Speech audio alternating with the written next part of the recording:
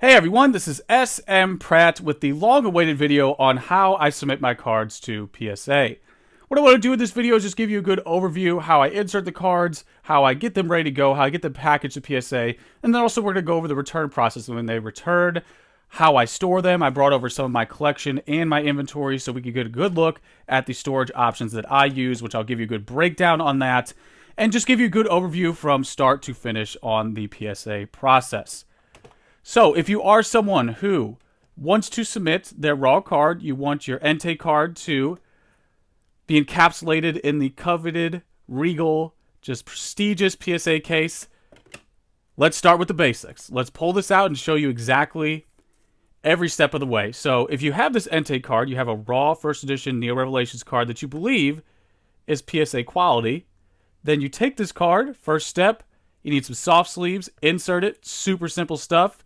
Now, this is where a lot of collectors differ. The second insertion, you would think it's just very simple. We put a card in, no problem, right? But a lot of people have different methods, and this is what I do. So, for the very particular people out there, sometimes these card savers have static, so you have to open it up, relieve that static.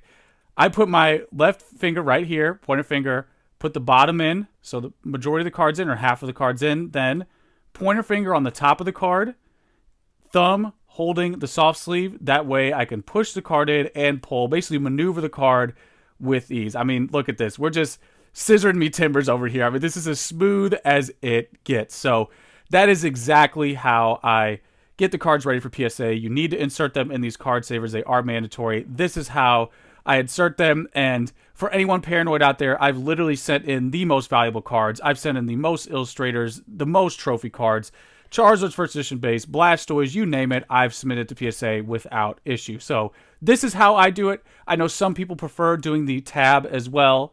Oh, this is actually a little bonus round here. This is the Hypno card that I mentioned in the Aquapolis video. You can see him eating the dreams there of the guy at the desk.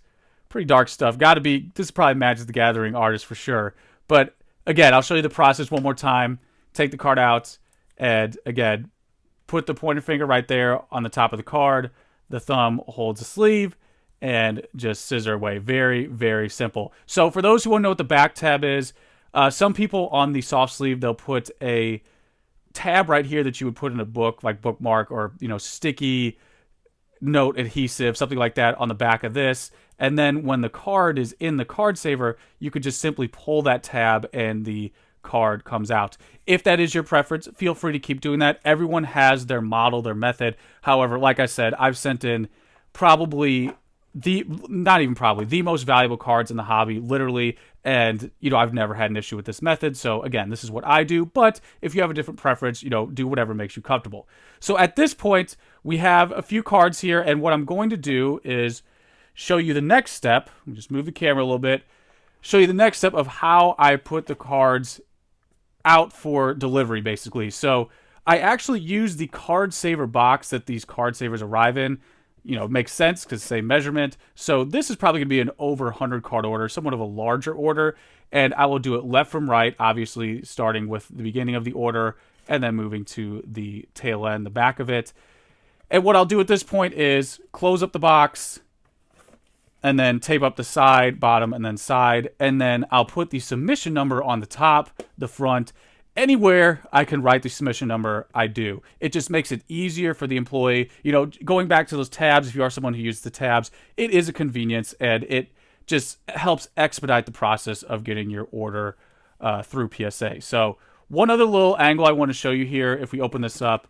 If you're someone who's doing an order, let's say anywhere from like 20 to, I guess, 100 cards maybe, or 20 to 70 cards, and you want to use the same box, here's another little tidbit. Sometimes when I have orders under 100 cards, I'll do one order here, one order there, split it down the middle with a piece of cardboard, and again, write the submission number for this order, write the submission number for this order, and I'll do the same on the top of the box. Draw a line down the middle, write the submission number on the right, left, right, left. Again, very convenient, no mistakes. It's obvious. You just want to assume that the person opening this knows nothing about your cards, knows nothing about Pokemon. You want to make it as easy and efficient as possible. So after this point, we tape it all up, and we wrap it up in bubble mailer and your Kevlar infused bubble wrap, and then you do whatever chant or prayer you need to do, and then you put it in the. I usually use a priority flat rate coming from the U.S., send it out to PSA, and that is where it will be processed. So after that, this is how the cards return in the coveted brown box. And what I do is I usually put a check mark here and make sure it's sloppy as hell so no one else can read it but you. So make sure you're using that 3rd grade level handwriting. I usually write a check mark. That means I went through this and I just labeled, I think in this box particularly, let's get a different angle here. This box should be all first edition base 10 cards. This is the OG. This is the original female collector right here, Lass. Look at that. Look at that. You know what I'm talking about. So this is the first female collector here. Very popular card. And yeah, this is just an example of first edition base cards. This is one box that, returns from PSA. And then once I do this, once I know what's in the box, once I've organized that, then I go through the final process of either putting the cards in the black boxes or the white boxes. So we'll start with the white.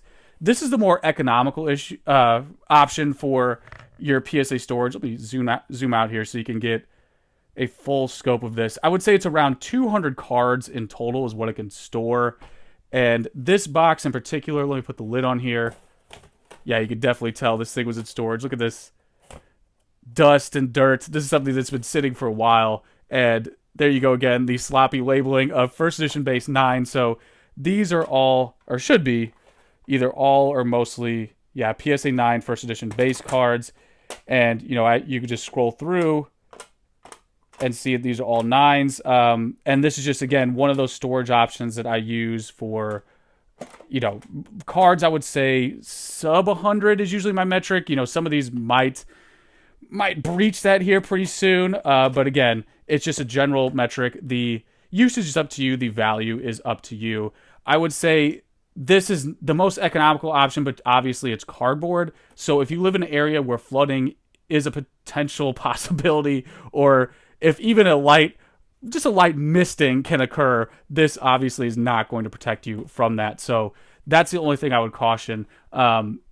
Moving on to the more sturdy option, or the higher end option, is going to be actually what's underneath this. So first edition PSA 9 stored here. The PSA 10 first edition gets the nice solid black box. And this is actually where we'll take a look at some of these cards so we can see how they're organized. This box in front of me is a mixture of cards I brought over from multiple storage options. Some of these belong in a bank vault. Anything, I think, once you get to 5 figures, it should be in a bank vault. That's my opinion. That's my suggestion that I would tell people who are looking for storage options and security. So this is pretty much the most ridiculous box that I could think of. You got your first edition PSA 10 hollows. What's going on here? Not Awake Jakes. Another Not Awake Jakes 10. Not Awake Birthday Pikachu. So this is going to be something where you definitely want to have this either in a safe at minimum. You want to have something like this black box doubled down with an actual fireproof, waterproof safe. And then what do we got here? Some gold stars. Again, items, anything over 100. That's usually my threshold. That's what moves me into the hard box. Definitely couple these with a safe. And then I think these are all going to be shining cards. So you get the idea. I usually do my stuff by rarity and or value. And then something like this, Bank Vault, for sure. This guy's probably the most valuable. I wanted to bring him over just to give you an understanding of the range of cards. But definitely the most valuable in here. Unless University Magic Carpet has something to say about it. But yeah, you get the concept. This is basically how I store something that's a little bit more expensive, anywhere from the $100 to $1,000 range. Again, cannot hammer home any harder. Double down with a fireproof, waterproof safe. And if you live in a nice state where there aren't gun laws as well, just fully deck it out. Just fully soup it up. So this is what you want to have for the higher end cards, as you see, gold stars, shinings, whatever it may be, first edition base. And then again, this is the more economical option. So that's pretty much everything I have. One other thing I should mention is I do provide a grading service for E4.